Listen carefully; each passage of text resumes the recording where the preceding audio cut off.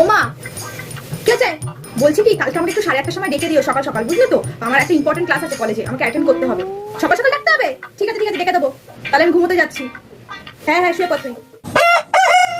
এই যে উঠে পড় তাড়াতাড়ি, অনেক বেলা হয়ে গেছে, যাই স্নানটা করে নিবি, গামছা নিয়ে এসেছি আমি। কি আছে? 8:30 বেজে গেছে মা? এখন সবে 5:30 বাজে। ও এত সকালে কে ডাকছে বলে তোমায়? নিজে তো বলি তাড়াতাড়ি তোলার জন্য, তো এখন আবার ডাকছি বলে এখন আবার বলছিস কেন তাড়াতাড়ি ওঠাচ্ছ? যত সব। এই যে উঠে পড়ে অনেক বেলা হয়ে গেছে, এবার কিন্তু দেরি হয়ে যাবে, তাড়াতাড়ি যা স্নান করতে।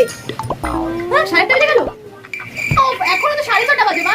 ঠিক আছে তুই ঘুমো তাহলে, আমি আর ডাকবোই না। দেখি বাবা কটা বাজে। 9টা বেজে গেছে। তুই আমাকে ডাকলে না কেন মা? 9টা বাজে এখন। তোমাকে বলছি 8:30টায় ডাকতে, আমার ইম্পর্টেন্ট ক্লাসটাই মিস হয়ে গেল। আমি সকাল সকাল তোকে ডাকতেই গেছিলাম, তুই তখন উঠেছিস, তখন কি বলছিস? আমি নাকি তোকে ডাকছি বলে তোর ঘুম হচ্ছে না।